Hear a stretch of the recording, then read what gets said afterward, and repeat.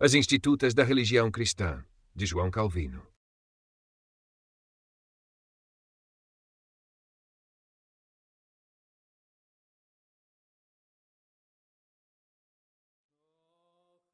A partir dessa contemplação da perfeição divina, não devemos hesitar em descer para nos observar sem autocomplacência ou amor próprio cego, pois não é de se admirar se somos tão extremamente cegos a esse respeito, uma vez que nenhum de nós é suficientemente cauteloso em relação a essa pestilenta autoindulgência que as Escrituras declaram ser inerente a todos nós. Todo o caminho do homem, diz Salomão, é reto aos seus próprios olhos. Novamente, todos os caminhos do homem são limpos aos seus próprios olhos. Mas o que se segue disso? Ele é absolvido da culpa por essa ilusão? De modo algum, pois como é imediatamente acrescentado, o Senhor pesa os espíritos. Ou seja, enquanto os homens se congratulam por causa da máscara externa de justiça que usam, o Senhor, ao mesmo tempo, está pesando em sua própria balança a impureza latente de seus corações. Como estamos tão longe de derivar qualquer vantagem, portanto, de tais lisonjas, não nos deixemos enganar voluntariamente em nossa própria petição.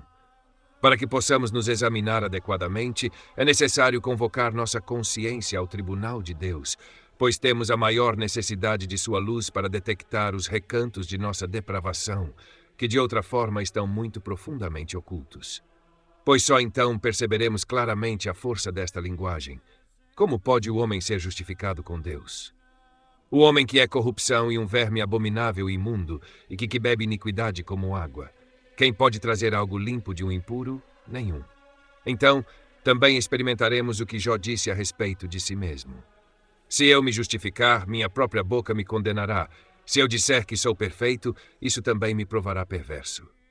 Pois a queixa que o profeta fez anteriormente a respeito de Israel, todos nós, como ovelhas, nos desviamos. Cada um se voltou para o seu próprio caminho. É aplicável não apenas a um período de tempo, mas a todas as eras, pois ali ele abrange todos a quem a graça da redenção deveria se estender. E o rigor desse exame deve prosseguir até que nos encha de completa consternação, e assim nos prepare para receber a graça de Cristo, pois está enganado quem supõe ser capaz desse gozo sem ter primeiro sido verdadeiramente humilhado. É uma observação bem conhecida que Deus resiste aos soberbos e dá graça aos humildes. Mas quais meios temos de nos humilhar, exceto submetendo-nos todos, pobres e destituídos, à misericórdia divina? Pois não chamo de humildade se supomos que temos algo restante. E até aqui ensinaram uma hipocrisia perniciosa aqueles que conectaram essas duas máximas, que devemos ter pensamentos humildes sobre nós mesmos diante de Deus e que devemos atribuir alguma dignidade à nossa própria justiça. Pois se dirigimos a Deus uma confissão que é contrária aos nossos verdadeiros sentimentos, somos culpados de dizer a Ele uma mentira impudente. Mas não podemos pensar em nós mesmos como devemos pensar, sem desprezar completamente tudo o que possa ser suposto em excelência em nós. Quando ouvimos, portanto, do salmista que Deus salvará o povo aflito, mas derrubará os olhares altivos, consideremos primeiro que não há caminho de salvação até que tenhamos deixado de lado todo o orgulho e alcançado uma verdadeira humildade. Em segundo lugar, essa humildade não é uma espécie de modéstia que consiste em conceder a Deus uma pequena porção do que poderíamos reivindicar com justiça, como aqueles que são chamados humildes entre os homens, que não se exaltam nem se comportam com insolência em relação aos outros, enquanto, no entanto, mantêm alguma consciência de excelência. A humildade é a submissão sincera de uma mente sobrecarregada com um peso de sua própria miséria e pobreza, pois tal é a descrição uniforme dela na palavra de Deus. Quando o Senhor fala assim em Sofonias, eu tirarei do meio de ti os que se regozijam em teu orgulho, deixarei também no meio de ti um povo aflito e pobre, e eles confiarão no nome do Senhor.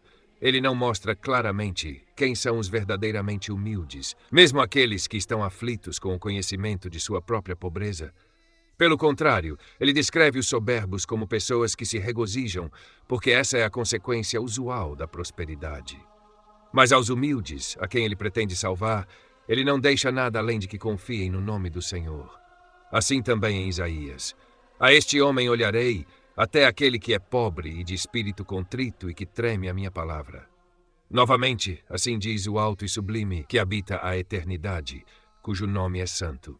Eu habito no alto e santo lugar, com o contrito e humilde de espírito, para reviver o espírito dos humildes e para reviver o coração dos contritos. Por contrição, frequentemente mencionada, devemos entender um coração ferido que impede um homem de se levantar quando humilhado no pó. Com tal contrição, deve nosso coração ser ferido se desejamos, de acordo com a declaração do Senhor, ser exaltados com os humildes.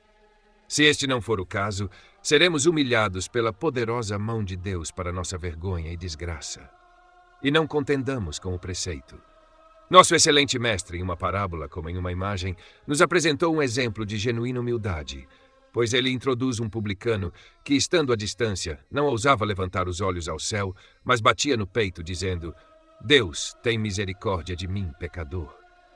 Não devemos concluir que essas circunstâncias, não presumir olhar para cima, estar à distância, bater no peito e confessar-se pecador, sejam marcas de modéstia fingida. Podemos ter certeza de que eram evidências sinceras da disposição de seu coração.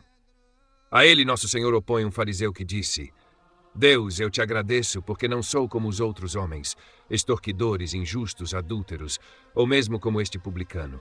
Eu jejuo 2 vezes na semana, dou dízimos de tudo o que possuo. Ele confessa abertamente que a justiça que tem é um dom de Deus, mas porque confia em ser justo, ele sai da presença de Deus inaceitável e odioso para ele. O publicano, reconhecendo sua iniquidade, é justificado. Daí podemos ver quão agradável é nossa humilhação aos olhos de Deus, de modo que o coração não está aberto para a recepção de sua misericórdia, a menos que seja despojado de toda a ideia de sua própria dignidade. Quando essa noção ocupa a mente, ela impede a admissão da misericórdia divina. Para que ninguém tenha dúvida disso, Cristo foi enviado por seu Pai ao mundo com a missão de pregar boas novas aos humildes, de curar os quebrantados de coração, de proclamar liberdade aos cativos e a abertura da prisão aos que estão presos, de consolar todos os que choram, de dar a eles beleza em vez de cinzas, óleo de alegria em vez de luto e vestes de louvor em vez de um espírito angustiado. Em cumprimento a essa missão, ele convida à participação de seus benefícios apenas aqueles que trabalham e estão sobrecarregados. Em outro lugar, ele diz: Não vim chamar os justos, mas os pecadores ao arrependimento. Portanto, se quisermos obedecer ao chamado de Cristo, devemos afastar toda arrogância e descuido de nossas mentes. A primeira surge de uma tola persuasão de nossa própria justiça, quando um homem supõe possuir algo cujo mérito pode recomendá-lo a Deus. A última pode existir sem qualquer consideração de obras, pois multidões de pecadores embriagados com prazeres criminosos e esquecidos do julgamento divino estão em um estado, por assim dizer, de insensibilidade letárgica, de modo que nunca aspiram à misericórdia que lhes é oferecida. Mas é igualmente necessário que sacudamos tal estupidez e rejeitemos toda confiança em nós mesmos, a fim de que, livres de todo fardo, possamos nos apressar a Cristo, todos destituídos e famintos, para sermos preenchidos com suas bênçãos. Pois nunca teremos confiança suficiente nele, a menos que percamos completamente toda confiança em nós mesmos. Nunca encontraremos encorajamento suficiente nele, a menos que estejamos previamente desanimados em nós mesmos. Nunca desfrutaremos de consolo suficiente nele, a menos que estejamos totalmente desconsolados em nós mesmos. Portanto, estamos preparados para buscar e obter a graça de Deus, descartando ao mesmo tempo toda confiança em nós mesmos e confiando unicamente na certeza de sua misericórdia. Como Agostinho diz, esquecendo nossos próprios méritos, abraçamos os dons gratuitos de Cristo, pois se ele buscasse méritos em nós, não poderíamos nos aproximar de seus dons gratuitos. Bernard concorda plenamente quando compara os homens orgulhosos que se arrogam, mesmo que um pouco, a seus próprios méritos a servos infiéis, porque reivindicam injustamente o louvor da graça que passa por eles, assim como se uma parede dissesse que produz os raios de sol que recebe através de uma janela. Mas, para não nos alongarmos mais sobre isso, podemos estabelecer como uma máxima breve, mas geral e certa, que está preparado para participar dos benefícios da misericórdia divina quem se despojou completamente, não direi de sua justiça, que é uma mera nulidade, mas do vago e ilusório fantasma da justiça. Pois, na medida em que qualquer homem está satisfeito consigo mesmo, ele levanta um impedimento ao exercício da graça de Deus. Capítulo 13. Duas coisas necessárias a serem observadas na justificação gratuita. Aqui estão duas coisas às quais devemos sempre estar particularmente atentos. Manter a glória do Senhor intacta e não diminuída, e preservar em nossa própria consciência uma calma plácida e uma serenidade tranquila em relação ao julgamento divino. Vemos com que frequência e solicitude as Escrituras nos exortam a render louvores a Deus somente quando tratam da justificação. E, de fato, o apóstolo nos assegura que o propósito do Senhor, ao conferir justiça a nós em Cristo, é manifestar sua própria justiça. A natureza dessa manifestação, ele imediatamente acrescenta, é para que ele possa ser justo e justificador daquele que crê em Jesus. A justiça de Deus, vemos, não é suficientemente ilustre, a menos que ele seja considerado justo e comunique a graça da justificação aos indignos. Por essa razão, é sua vontade que toda boca se cale e que todo mundo se torne culpado diante dele, porque, enquanto o homem tiver algo a alegar em sua própria defesa, isso detrata algo da glória de Deus. Assim, em Ezequiel, ele nos ensina quão grandemente glorificamos seu nome ao reconhecermos nossa iniquidade. Lembrai-vos de vossos caminhos, diz ele, e de todas as vossas ações em que fostes contaminados, e vos aborrecereis a vós mesmos em vossos próprios olhos por todos os vossos males que cometestes. E sabereis que eu sou o Senhor quando eu tiver agido convosco por amor do meu nome, não segundo os vossos caminhos ímpios, nem segundo as vossas ações corruptas. Se essas coisas estão contidas no verdadeiro conhecimento de Deus, que, humilhados com a consciência de nossa iniquidade, devemos considerá-lo como nos concedendo bênçãos das quais somos indignos, porque tentamos, para nosso próprio sério prejuízo, pilhar a menor partícula do louvor devido à sua bondade gratuita. Assim, quando Jeremias proclama, não se glorie o sábio na sua sabedoria, nem o forte na sua força, nem o rico nas suas riquezas, mas aquele que se gloriar, glorie-se no Senhor. Ele não sugere que a glória de Deus sofre alguma diminuição se algum homem se gloria em si mesmo. Para isso, as palavras são claramente aplicadas por Paulo quando afirma que todos os ramos de nossa salvação estão depositados em Cristo, para que não possamos nos gloriar, exceto no Senhor. Pois ele insinua que aqueles que supõem ter até mesmo o menor fundamento para se gloriar em si mesmos são culpados de rebelar-se contra Deus e obscurecer sua glória. A verdade, então, é que nunca nos gloriamos verdadeiramente nele até que tenhamos renunciado completamente a toda glória própria. Ao contrário, isso pode ser admitido como um axioma universalmente verdadeiro. Aqueles que se gloriam em si mesmos se gloriam em oposição a Deus. Pois Paulo é da opinião de que o mundo não está sujeito ao julgamento de Deus até que os homens sejam privados de toda a base para se gloriarem. Portanto, Isaías, ao anunciar que no Senhor será justificada toda a semente de Israel, acrescenta também que eles se gloriarão, como se dissesse que o fim de Deus ao justificar os eleitos era que eles pudessem se gloriar nele e em nenhum outro. Mas como devemos nos gloriar no Senhor, ele já havia declarado no versículo anterior, certamente dirá no Senhor tenho justiça e força. Observemos que o que é exigido não é uma simples confissão, mas uma confissão confirmada por um juramento, para que não possamos supor que qualquer pretensão fictícia de humildade seja suficiente. Aqui, ninguém deve alegar que não se gloria de modo algum quando, sem arrogância, reconhece sua própria justiça, pois tal opinião não pode existir sem gerar confiança, nem confiança sem ser acompanhada de glória.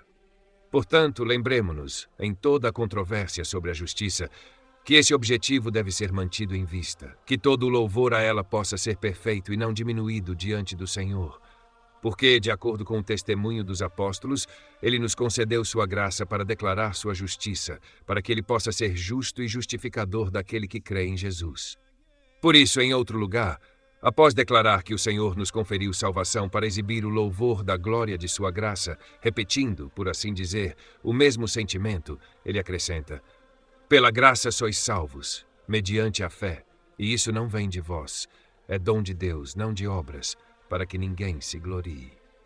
E quando Pedro nos admoesta que somos chamados à esperança da salvação, para que possamos manifestar os louvores ou virtudes daquele que nos chamou das trevas para sua maravilhosa luz, ele evidentemente quer dizer que os louvores de Deus somente devem ressoar nos ouvidos dos crentes, de modo a impor total silêncio a toda presunção da carne. A conclusão de tudo isso é que o homem não pode, sem sacrilégio, se arrogar a si mesmo a menor partícula de justiça, porque isso detrata e diminui a glória da justiça de Deus. Agora, se indagarmos por quais meios a consciência pode obter paz diante de Deus, não encontraremos outro senão a nossa recepção da justiça gratuita de seu dom.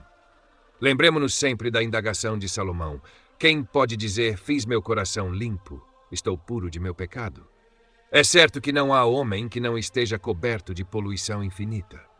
Deixe um homem de caráter mais perfeito, então retirar-se para sua própria consciência e entrar em um exame de suas ações. E qual será o resultado? Ele sentirá um alto grau de satisfação, como se houvesse a mais completa concordância entre Deus e ele. Ou não será antes dilacerado por terríveis agonias ao perceber em si mesmo tal ampla causa de condenação? Se for julgado de acordo com suas obras. Se a consciência refletir sobre Deus, deve ou desfrutar de uma paz sólida com seu julgamento, ou ser cercada pelos terrores do inferno. Portanto, não ganhamos nada em nossas discussões sobre este ponto, a menos que estabeleçamos uma justiça cuja estabilidade sustentará nossas almas sob o escrutínio do julgamento divino. Quando nossas almas possuírem o que as capacitará a aparecer com ousadia na presença de Deus e a aguardar e receber seu julgamento sem medo. Então, e não antes, podemos ter certeza de que encontramos uma justiça que realmente merece o nome. Não é sem razão, portanto, que este assunto é tão amplamente insistido pelo apóstolo, cujas palavras eu prefiro às minhas. Pois se aqueles que são da lei são justificados, a fé é feita vã e a promessa é anulada. Ele primeiro infere que a fé é anulada e substituída se a promessa de justiça respeitar o mérito de nossas obras ou depender de nossa observância da lei, pois nenhum homem poderia jamais confiar nisso com segurança, uma vez que nunca seria capaz de determinar com certeza para si mesmo que cumpriu a lei, já que, de fato, nenhum homem a satisfaz completamente por quaisquer obras suas. Para não buscar longe por testemunhos desse fato, cada indivíduo pode ser seu próprio testemunho, que entrará de forma imparcial em um exame de si mesmo. Daí, parece em quais recessos profundos e obscuros a hipocrisia enterra as mentes dos homens, enquanto se entregam a tal grande segurança e não hesitam em opor sua autoadulação ao julgamento de Deus, como se quisessem interromper os procedimentos de seu tribunal. Mas os crentes que se examinam sinceramente estão perturbados e angustiados com uma solicitude de natureza muito diferente. As mentes dos homens, portanto, deveriam sentir primeiro hesitação e em seguida desespero, ao considerar cada um por si mesmo a magnitude da dívida com a qual ainda estão oprimidos e sua imensa distância das condições que lhes são prescritas. Vejam, sua confiança já está quebrada e extinta, pois confiar não é oscilar, variar, ser apressado de um lado para o outro, hesitar, ser mantido em suspense, vacilar e finalmente desesperar, mas é fortalecer a mente com certeza e segurança sólida e ter algo sobre o qual se apoiar e descansar. Ele acrescenta também outra consideração, que a promessa seria nula e sem efeito, pois se o cumprimento dela depender de nosso mérito, quando teremos feito tal progresso a ponto de merecer o favor de Deus? Além disso, este segundo argumento é uma consequência do primeiro, uma vez que a promessa será cumprida apenas àqueles que exercitarem fé nela.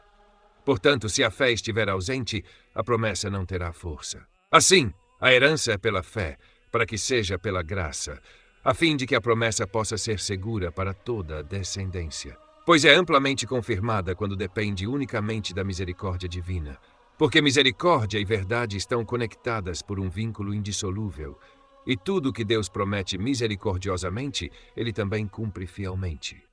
Assim, Davi, antes de implorar salvação para si mesmo de acordo com a palavra de Deus, primeiro a representa como originando em sua misericórdia. Segundo a tua palavra ao teu servo, que as tuas ternas misericórdias venham a mim, para que eu viva. E por isso a razão suficiente, uma vez que Deus não tem outro incentivo para prometer, senão o que surge de sua mera misericórdia. Aqui, então, devemos colocar e, por assim dizer, fixar profundamente todas as nossas esperanças, sem considerar nossas próprias obras ou buscar qualquer assistência delas. Também não deve ser suposto que estamos promovendo uma nova doutrina, pois a mesma conduta é recomendada por Agostinho. Cristo diz que reinará em seus servos para sempre. Deus prometeu isso. Deus disse isso. Se isso não for suficiente, Deus jurou. Portanto, a promessa é estabelecida não de acordo com nossos méritos, mas de acordo com sua misericórdia. Nenhum homem deve falar com ansiedade sobre aquilo que não pode duvidar. Bernard também diz que os discípulos de Cristo perguntaram: quem pode ser salvo? Ele respondeu: com os homens isso é impossível, mas não com Deus. Esta é toda a nossa confiança, esta é nossa única consolação, este é o fundamento de toda a nossa esperança. Mas é certa a possibilidade. O que pensamos de sua vontade?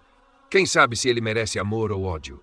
Quem conheceu a mente do Senhor ou quem foi seu conselheiro? Aqui agora precisamos evidentemente da fé para nos ajudar e de sua verdade para nos assistir, para que o que está oculto para nós no coração do Pai possa ser revelado pelo Espírito, e que o testemunho do Espírito possa persuadir nossos corações de que somos filhos de Deus, que ele possa nos persuadir chamando-nos e justificando-nos gratuitamente pela fé, na qual há, por assim dizer, uma passagem intermediária da predestinação eterna à glória futura. Vamos tirar a seguinte conclusão breve. As Escrituras declaram que as promessas de Deus não têm eficácia a menos que sejam abraçadas pela consciência com uma confiança firme, e sempre que houver qualquer dúvida ou incerteza, elas são consideradas nulas. Novamente, afirmam que não têm estabilidade se dependem de nossas obras. Portanto, devemos estar eternamente destituídos de justiça, ou nossas obras não devem ser consideradas. Mas o fundamento deve ser ocupado apenas pela fé, cuja natureza é abrir os ouvidos e fechar os olhos, ou seja, estar atento apenas à promessa e desviar os pensamentos de toda dignidade ou mérito humano. Assim cumpriu-se aquela notável profecia de Zacarias: removerei a iniquidade daquela terra em um dia. Naquele dia, diz o Senhor dos Exércitos, chamareis cada homem seu o próximo debaixo da videira e debaixo da figueira. Em que o profeta sugere que os crentes não desfrutam de verdadeira paz até que tenham obtido a remissão de seus pecados. Pois essa analogia deve ser observada nos profetas. Quando tratam do reino de Cristo, eles exibem as bênçãos externas de Deus como figuras de bênçãos espirituais. Por isso, Cristo é denominado o príncipe da paz e nossa paz, porque ele acalma todas as agitações da consciência. Se indagarmos por quais meios devemos nos aproximar do sacrifício pelo qual Deus é apaziguado, pois nenhum homem perderá suas temores, se não tiver a certeza de que Deus está propiciado unicamente por aquela expiação que Cristo fez ao suportar sua ira. Em suma, devemos buscar a paz apenas nos terrores de Cristo, nosso Redentor. Mas por que usa um testemunho tão obscuro? Paulo invariavelmente nega que a paz ou tranquilidade possa ser desfrutada na consciência sem a certeza de que somos justificados pela fé. E ele também declara de onde essa certeza procede. É porque o amor de Deus é derramado em nossos corações pelo Espírito Santo. Como se dissesse que nossas consciências nunca podem ser satisfeitas sem uma certa persuasão de nossa aceitação diante de Deus. Daí ele exclama em nome de todos os crentes: quem nos separará do amor de Deus que está em Cristo? Pois até que alcancemos aquele porto de segurança, trememos de alarme a cada leve brisa. Mas enquanto Deus se manifestar como nosso pastor, não temeremos mal algum, mesmo no vale da sombra da morte. Portanto, quem quer que pretenda que somos justificados pela fé, porque sendo regenerados, somos justos ao viver uma vida espiritual, nunca experimentou a doçura da graça a ponto de ter confiança de que Deus seria propício a eles. Além disso, segue-se que eles não conhecem mais o método de orar corretamente do que os turcos ou quaisquer outras nações profanas, pois, de acordo com o testemunho de Paulo, a fé não é genuína a menos que dite e sugira aquele nome mais delicioso de Pai e a menos que abra nossa boca livremente para clamar Abba, Pai, o que ele expressa em outro lugar ainda mais claramente. Em Cristo temos ousadia e acesso com confiança pela fé nele. Isso certamente não surge do dom da regeneração, que, sendo sempre imperfeito no estado presente, contém em si mesma abundante ocasião de dúvida. Por isso, é necessário chegar a este remédio, que os crentes devem concluir que não podem esperar uma herança no reino dos céus sobre qualquer outro fundamento, senão porque, sendo enxertados no corpo de Cristo, são considerados justos gratuitamente. Pois, em relação à justificação, a fé é uma coisa meramente passiva, trazendo nada de nosso próprio para conciliar o favor de Deus, mas recebendo o que precisamos de Cristo. Capítulo 14. O início e o progresso contínuo da justificação. Para melhor elucidação deste assunto, vamos examinar que tipo de justiça pode ser encontrada nos homens durante todo o curso de suas vidas. Vamos dividi-los em 4 classes. Ou estão destituídos do conhecimento de Deus e imersos em idolatria, ou, tendo sido iniciados pelos sacramentos, levam vidas impuras, negam a Deus em suas ações enquanto confessam com seus lábios e pertencem a Cristo apenas de nome.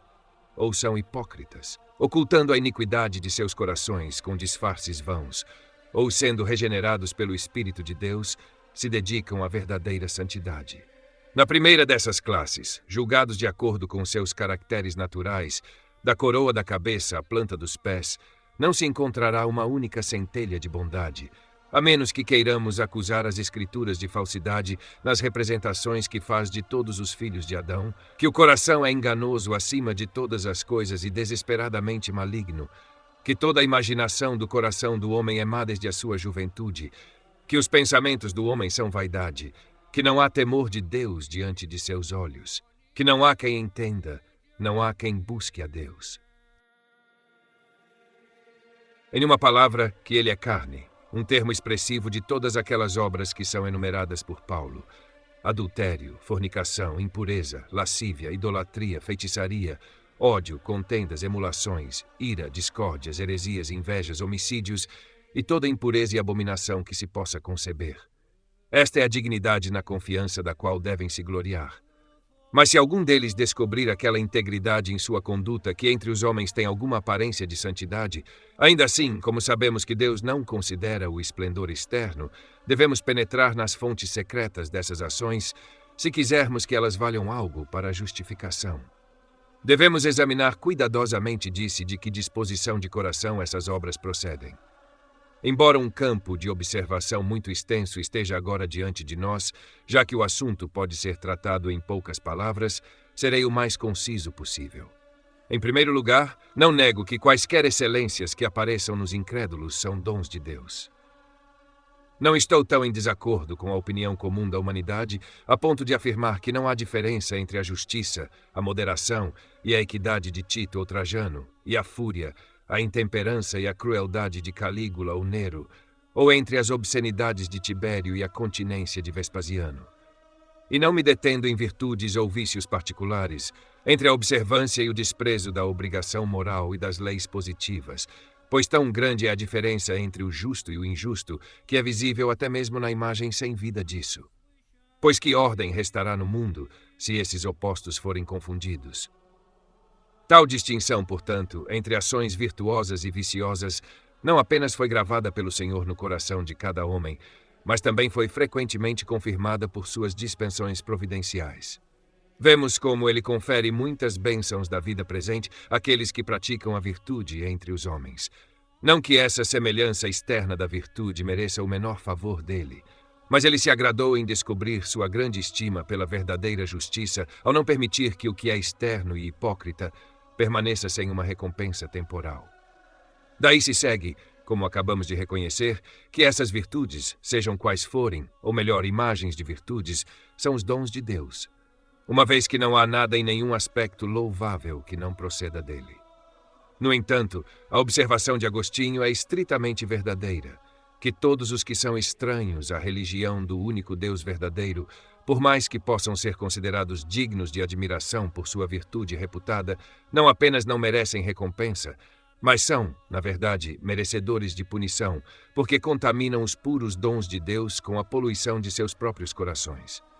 Pois, embora sejam instrumentos usados por Deus para a preservação da sociedade humana, pelo exercício da justiça, amizade, temperança, fortaleza e prudência, ainda assim realizam essas boas obras de Deus de maneira muito inadequada, sendo restringidos da comissão do mal, não por um apego sincero à verdadeira virtude, mas apenas por mera ambição, amor próprio ou alguma outra disposição irregular.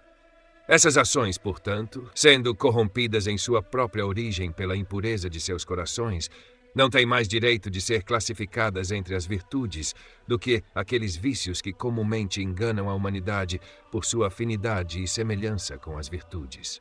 Além disso, quando lembramos que o fim do que é reto é sempre servir a Deus, tudo o que é direcionado a outro fim não pode ter qualquer reivindicação a essa denominação.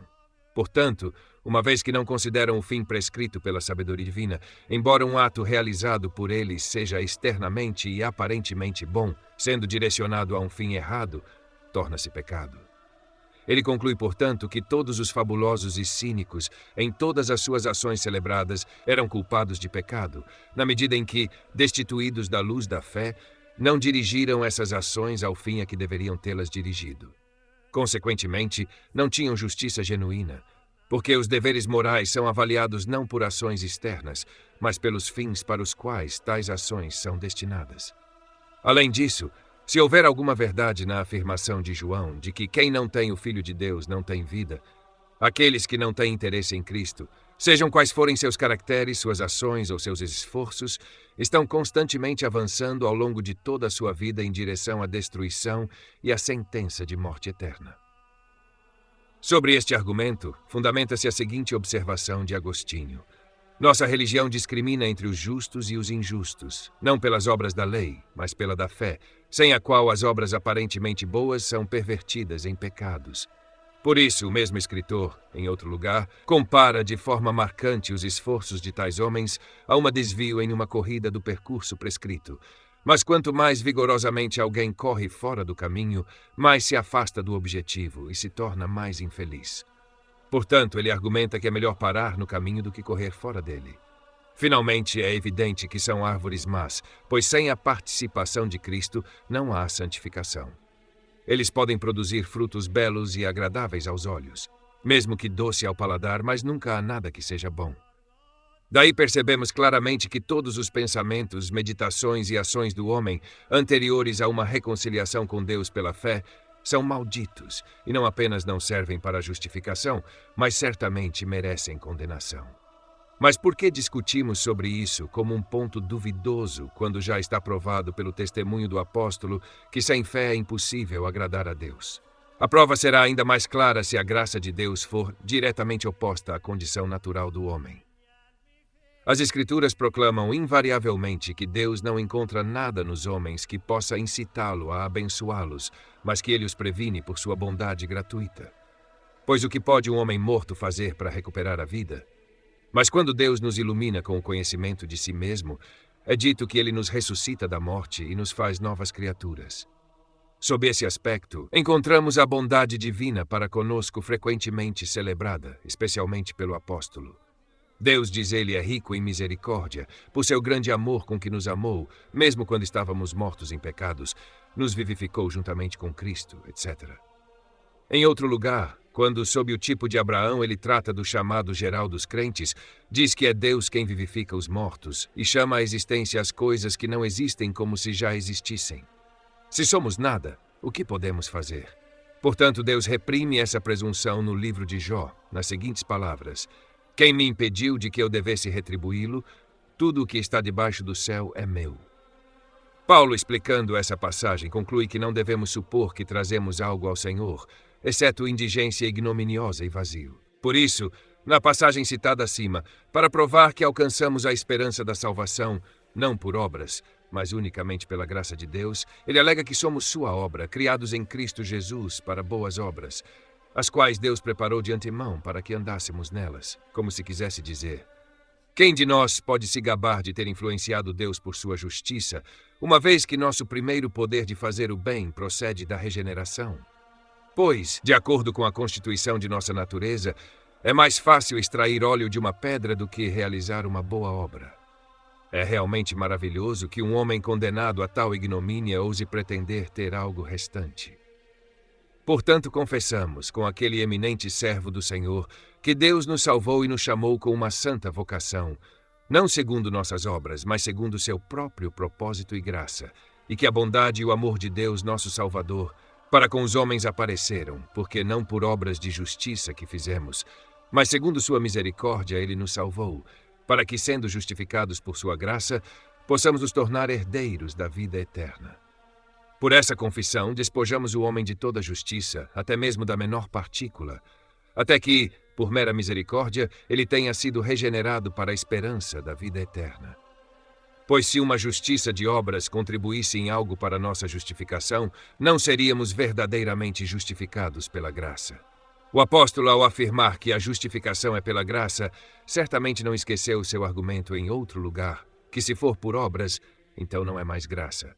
E o que mais nosso Senhor pretende quando declara: não vim chamar os justos, mas os pecadores. Se apenas os pecadores são admitidos, por que buscamos entrar por uma justiça falsa? O mesmo pensamento frequentemente me ocorre, que estou em perigo de prejudicar a misericórdia de Deus ao trabalhar com tanta ansiedade na defesa dessa doutrina, como se fosse duvidosa ou obscura. Mas, sendo assim, nossa malignidade, a menos que seja poderosamente subjugada, nunca permite a Deus o que lhe pertence.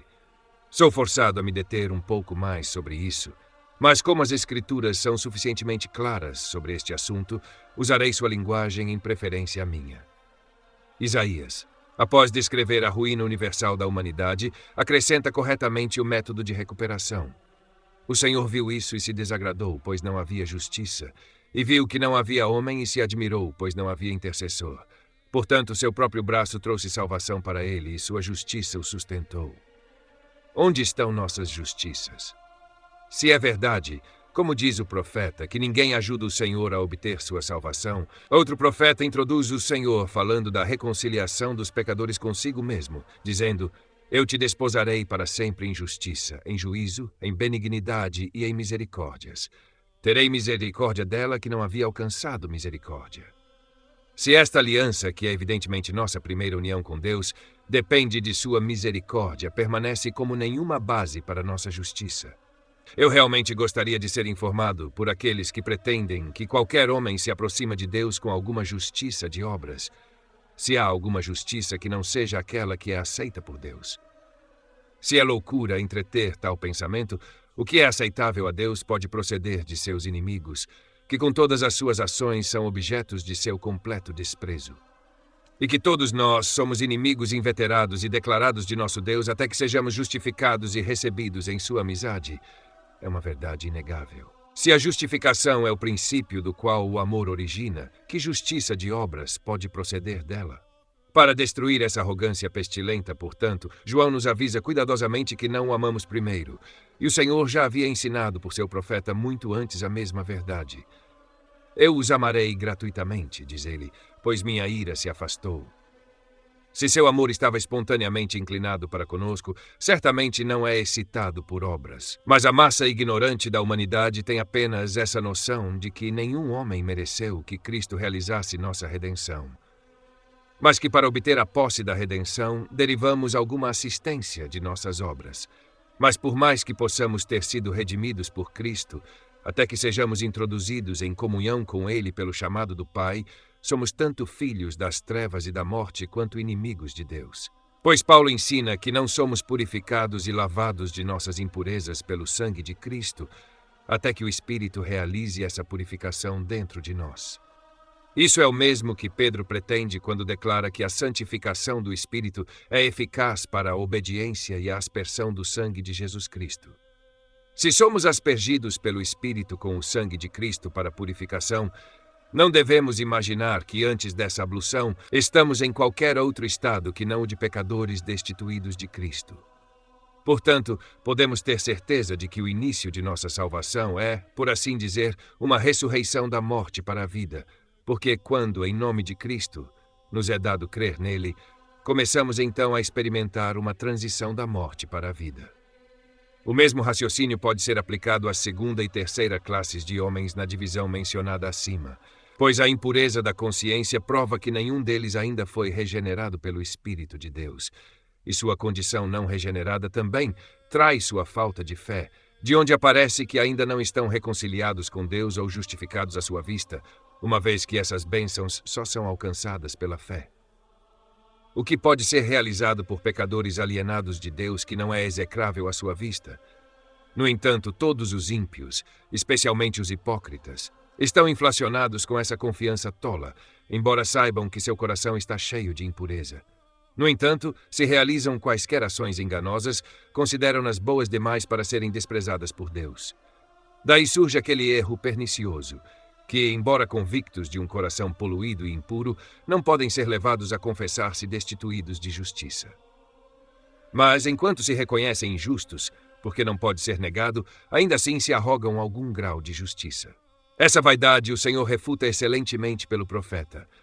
Pergunta agora, diz ele, aos sacerdotes, dizendo: se alguém levar carne santa na orla de sua vestimenta, e com sua vestimenta tocar pão qualquer carne, será santo? E os sacerdotes responderam e disseram não. Então disse Ageu: se alguém que está impuro por causa de um corpo morto tocar alguma dessas coisas, será impuro? E os sacerdotes responderam e disseram: será impuro. Então Ageu respondeu e disse: assim é este povo, e assim é esta nação diante de mim, diz o Senhor, e assim é toda a obra de suas mãos, e aquilo que oferecem é impuro. Eu gostaria que esta passagem pudesse obter total crédito conosco ou ser profundamente impressa em nossa memória, pois não há ninguém, por mais flageloso que seja em toda a sua vida, que possa se deixar persuadir do que o Senhor aqui declara claramente. O maior pecador, assim que realiza 2 ou 3 obrigações da lei, não duvida que elas são aceitas por ele como justiça.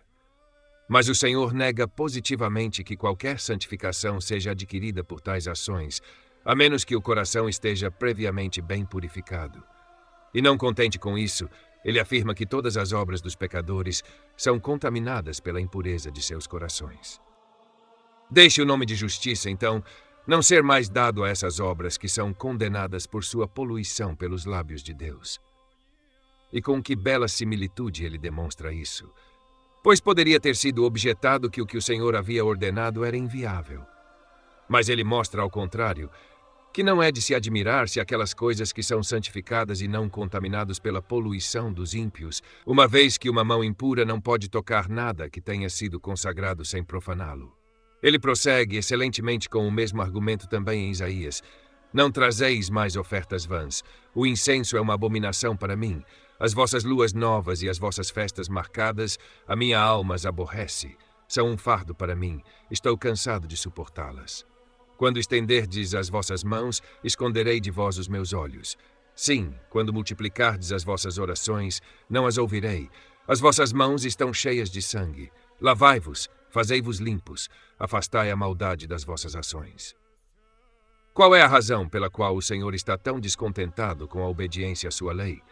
Na verdade, ele aqui não rejeita nada que surja da genuína observância da lei, cujo princípio ele ensina em toda parte ser um temor sincero de seu nome.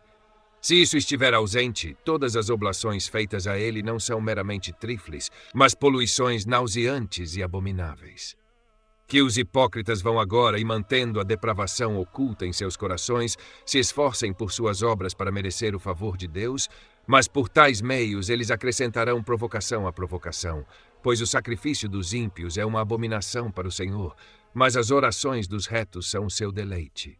Portanto, estabelecemos como uma verdade indubitável, que deve ser bem conhecida por aqueles que estão apenas moderadamente versados nas Escrituras, que mesmo as obras mais abundantes dos homens que ainda não foram verdadeiramente santificadas estão tão distantes da justiça na visão divina que são consideradas pecados. Portanto, aqueles que sustentaram que as obras de um homem não conciliam o favor de Deus para sua pessoa, mas, ao contrário, que as obras nunca são aceitáveis a Deus, a menos que a pessoa que as realiza tenha encontrado favor em sua vista, aderiram estritamente à verdade. E essa ordem a qual as Escrituras nos dirigem deve ser religiosamente observada.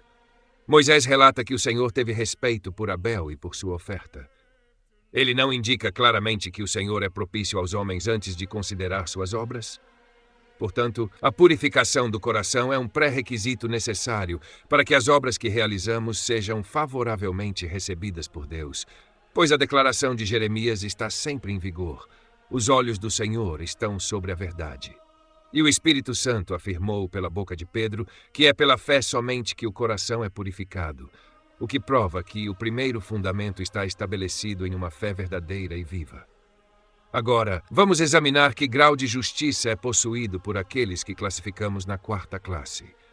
Admitimos que, quando Deus, pela intercessão da justiça de Cristo, nos reconcilia consigo mesmo e, tendo-nos concedido a remissão gratuita de nossos pecados, nos considera como pessoas justas.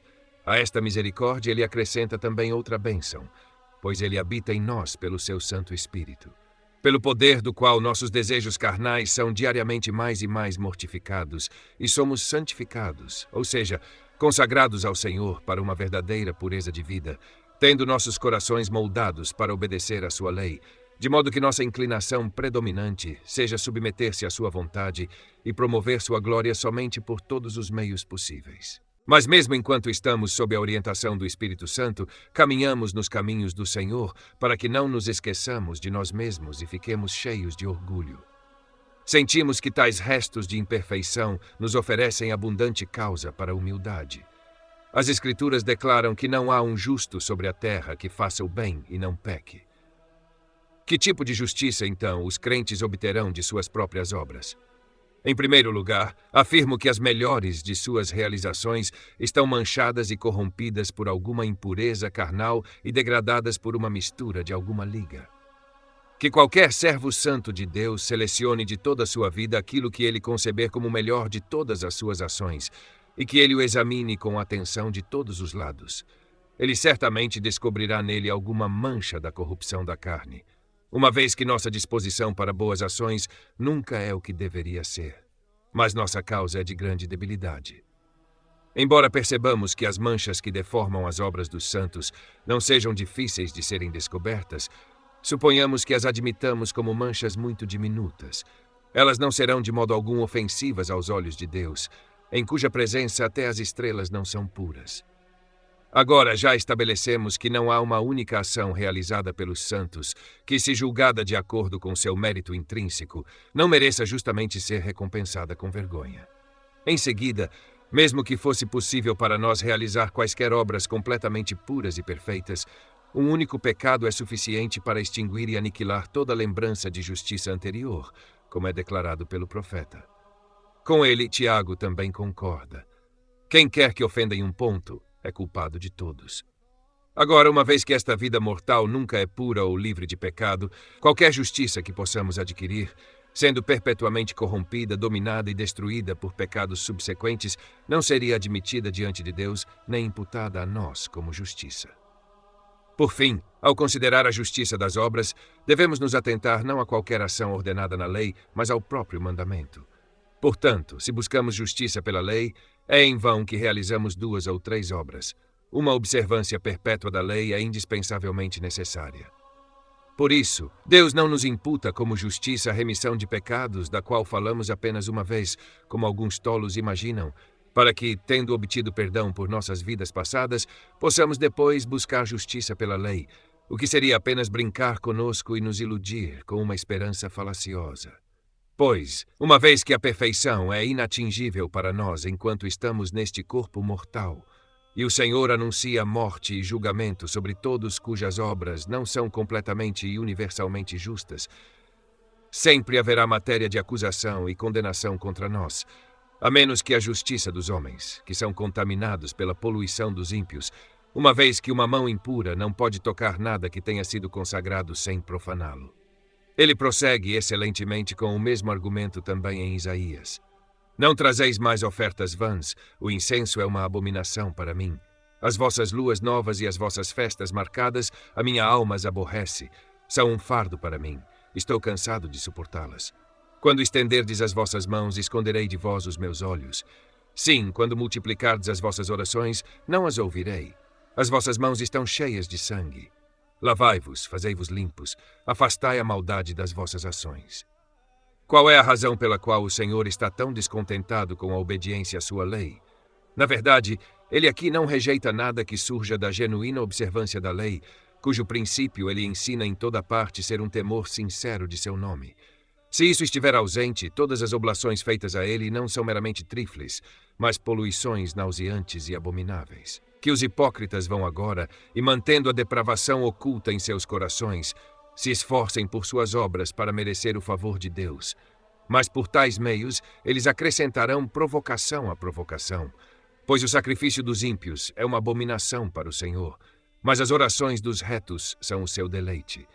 Portanto, estabelecemos como uma verdade indubitável, que deve ser bem conhecida por aqueles que estão apenas moderadamente versados nas Escrituras, que mesmo as obras mais abundantes dos homens que ainda não foram verdadeiramente santificadas, estão tão distantes da justiça na visão divina que são consideradas pecados. Portanto, aqueles que sustentaram que as obras de um homem não conciliam o favor de Deus para sua pessoa, mas, ao contrário, que as obras nunca aceitáveis a Deus, a menos que a pessoa que as realiza tenha encontrado favor em sua vista, aderiram estritamente à verdade. E essa ordem a qual as Escrituras nos dirigem deve ser religiosamente observada. Moisés relata que o Senhor teve respeito por Abel e por sua oferta. Ele não indica claramente que o Senhor é propício aos homens antes de considerar suas obras. Portanto, a purificação do coração é um pré-requisito necessário para que as obras que realizamos sejam favoravelmente recebidas por Deus, pois a declaração de Jeremias está sempre em vigor. Os olhos do Senhor estão sobre a verdade. E o Espírito Santo afirmou pela boca de Pedro que é pela fé somente que o coração é purificado, o que prova que o primeiro fundamento está estabelecido em uma fé verdadeira e viva. Agora vamos examinar que grau de justiça é possuído por aqueles que classificamos na quarta classe. Admitimos que quando Deus, pela intercessão da justiça de Cristo, nos reconcilia consigo mesmo e, tendo-nos concedido a remissão gratuita de nossos pecados, nos considera como pessoas justas. A esta misericórdia, Ele acrescenta também outra bênção, pois Ele habita em nós pelo seu Santo Espírito, pelo poder do qual nossos desejos carnais são diariamente mais e mais mortificados e somos santificados, ou seja, consagrados ao Senhor para uma verdadeira pureza de vida, tendo nossos corações moldados para obedecer à sua lei, de modo que nossa inclinação predominante seja submeter-se à sua vontade e promover sua glória somente por todos os meios possíveis. Mas mesmo enquanto estamos sob a orientação do Espírito Santo, caminhamos nos caminhos do Senhor para que não nos esqueçamos de nós mesmos e fiquemos cheios de orgulho. Sentimos que tais restos de imperfeição nos oferecem abundante causa para a humildade. As Escrituras declaram que não há um justo sobre a terra que faça o bem e não peque. Que tipo de justiça, então, os crentes obterão de suas próprias obras? Em primeiro lugar, afirmo que as melhores de suas realizações estão manchadas e corrompidas por alguma impureza carnal e degradadas por uma mistura de alguma liga. Que qualquer servo santo de Deus selecione de toda a sua vida aquilo que ele conceber como o melhor de todas as suas ações e que ele o examine com atenção de todos os lados. Ele certamente descobrirá nele alguma mancha da corrupção da carne, uma vez que nossa disposição para boas ações nunca é o que deveria ser, mas nossa causa é de grande debilidade. Embora percebamos que as manchas que deformam as obras dos santos não sejam difíceis de serem descobertas, suponhamos que as admitamos como manchas muito diminutas. Elas não serão de modo algum ofensivas aos olhos de Deus, em cuja presença até as estrelas não são puras.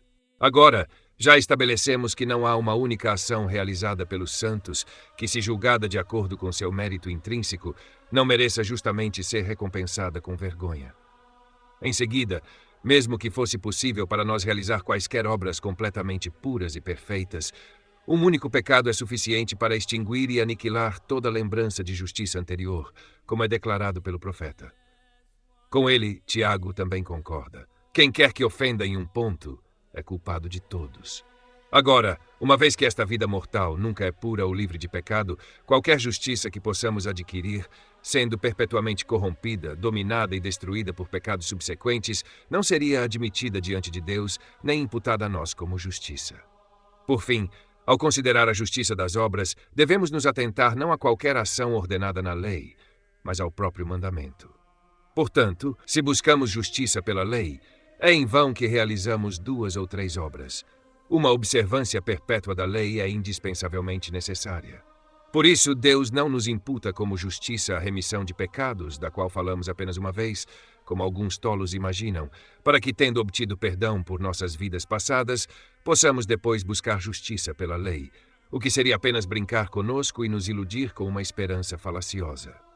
Pois, uma vez que a perfeição é inatingível para nós enquanto estamos neste corpo mortal, e o Senhor anuncia morte e julgamento sobre todos cujas obras não são completamente e universalmente justas, sempre haverá matéria de acusação e condenação contra nós, a menos que sua pretensão de uma compensação suficiente por imperfeições por obras de supererogação, pois não estão eles, ao fazer isso, recorrendo perpetuamente ao subauge do qual já foram expulsos, que a observância parcial da lei constitui, na medida em que vai uma justiça das obras, eles assumem sem vergonha como garantido que nenhum homem de bom senso concederá. O Senhor frequentemente declara que não reconhece nenhuma justiça das obras, exceto em uma obediência perfeita à sua lei. Que presunção é essa para nós, que estamos destituídos disso, a fim de que não pareçamos despojados de toda a nossa glória, ou, em outras palavras, para nos submeter inteiramente ao Senhor? Que presunção é essa para nos vangloriarmos de não sei que fragmentos de algumas ações e tentar suprir deficiências por outras satisfações? As satisfações já foram tão completamente demolidas que não deveriam ocupar nem mesmo um pensamento transitório. Apenas observo que aqueles que brincam dessa maneira não consideram quão execrável é o pecado aos olhos de Deus, pois de fato deveriam saber que toda a justiça de toda a humanidade acumulada em uma massa é insuficiente para compensar um único pecado. Vemos que o homem, por causa de uma ofensa, foi rejeitado e abandonado por Deus, de modo que perdeu todos os meios de recuperar a salvação. Portanto, eles estão privados do poder de satisfação com o qual, no entanto, se iludem. Certamente nunca poderão prestar satisfação a Deus, a quem nada será agradável ou aceitável que provenha de seus inimigos. Agora, seus inimigos são todos aqueles a quem ele determina imputar pecado. Nossos pecados, portanto, devem ser cobertos e perdoados antes que o Senhor possa considerar qualquer uma de nossas obras, de onde se segue que a remissão dos pecados é absolutamente gratuita e que é blasfemamente ímpio por parte daqueles que impõem quaisquer satisfações. Portanto, após o exemplo do apóstolo, esquecendo-nos das coisas que estão atrás e avançando para as coisas que estão diante de nós, devemos nos esforçar em direção ao prêmio da nossa alta vocação. Mas como é que a pretensão de obras de supererogação é consistente com esta ordem? Quando tiverdes feito tudo o que vos foi ordenado, dizei, somos servos inúteis, fizemos o que devíamos fazer. Esta direção não inculca um ato de simulação ou falsidade, mas uma decisão em nossa mente a respeito daquilo que temos certeza. O Senhor, portanto, nos ordena pensar e considerar sinceramente que nossos serviços a Ele não são gratuitos, mas meramente o cumprimento de deveres indispensáveis, e isso com justiça, pois somos servos sob tantas obrigações que nunca poderíamos cumprir, mesmo que todos os nossos pensamentos e todos os nossos membros fossem dedicados aos deveres da lei. Ao dizer, portanto, quando tiverdes feito tudo o que vos foi ordenado, ele supõe um caso de um homem que atingiu um grau de justiça, além do que é alcançado por todos os homens do mundo. Como, então, enquanto cada um de nós está a maior distância desse ponto, podemos presumir nos gloriar de que já atingimos completamente esse padrão perfeito? Nem pode alguém razoavelmente objetar que não há nada que impeça seus esforços de ir além de suas obrigações necessárias, quem, em qualquer aspecto, falha em cumprir o dever que lhe incumbe. Pois devemos reconhecer que não podemos imaginar nada que diga respeito ao serviço de Deus ou ao amor ao nosso próximo que não esteja compreendido na lei divina. Mas se é parte da lei, não devemos nos vangloriar de liberalidade voluntária onde estamos obrigados por necessidade. É irrelevante para este assunto alegar a vanglória de Paulo de que entre os coríntios ele se retirou voluntariamente do que, se tivesse escolhido, poderia ter reivindicado como seu direito, e não apenas fez o que lhe incumbia, mas ofereceu-lhe seu serviço gratuito, além das exigências do dever. Eles deveriam atentar para a razão ali apresentada, que ele agiu assim para não impedir o evangelho de Cristo. Pois professores ímpios e fraudulentos se recomendavam por essa estratégia de liberalidade, pela qual tentavam tanto conciliar uma recepção favorável para seus próprios dogmas perniciosos, quanto fixar um ódio ao evangelho. De modo que Paulo foi obrigado a arriscar a doutrina de Cristo ou a se opor a esses artifícios. Agora, se é uma questão de indiferença para um cristão incorrer em uma ofensa onde pode evitá-la, confesso que o apóstolo realizou para o Senhor uma obra de supererogação. Mas se isso era justamente exigido de um ministro prudente do Evangelho, mantenho que ele fez o que era seu dever fazer, mesmo que nenhuma razão tal apareceu.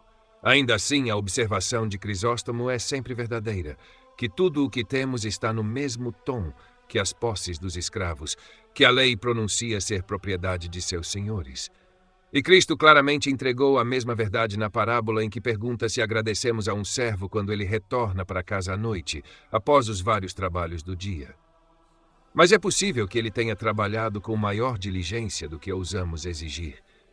Isso pode ser concedido. Ainda assim, Ele não fez mais do que o que, pela condição de servidão, estava obrigado a fazer, uma vez que pertence a nós com toda a habilidade que possui. Não digo nada sobre a natureza das supererogações que esses homens desejam se vangloriar diante de Deus, pois são trifles desprezíveis que ele nunca ordenou, que não aprova, nem quando prestarem contas a ele, ele as aceitará. Não podemos admitir que haja quaisquer obras de supererogação, exceto aquelas das quais se diz pelo profeta: quem exigiu isso de vós? Mas que se lembrem da linguagem de outra passagem a respeito dessas coisas. Por que gastais dinheiro naquilo que não é pão, e o vosso trabalho naquilo que não satisfaz? É fácil, de fato, para esses doutores ociosos disputarem sobre essas coisas em poltronas confortáveis, mas quando o juiz de todos ascender ao tribunal, todas essas noções vazias devem desaparecer.